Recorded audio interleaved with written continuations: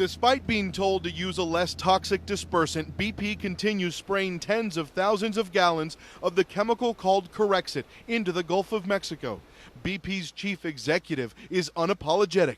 We have used dispersants from the beginning that are on the EPA approved list. Everything that we do with dispersants is with the explicit approval of the EPA. Not quite. EPA Administrator Lisa Jackson gave BP a 3-day deadline to change dispersants or explain why it couldn't. The deadline has passed and BP is still using Corexit.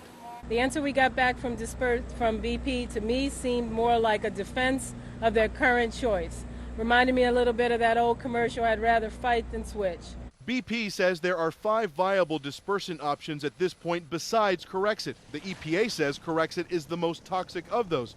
But in fact, on May 4th, BP ordered 100,000 gallons of one of those called Seabrat, but it's still sitting in an industrial park outside of Houston, Texas. After our story aired last week questioning why this potential help was sitting hundreds of miles away, BP now says Seabrat needs more testing because it may harm the environment more than Corexit. The maker of that Seabrat, though, says BP is nitpicking. I'm anxious to get started. I think the window of opportunity to start effectively dealing with the oil spill is closing. So that makes it more urgent to get this? I think absolutely.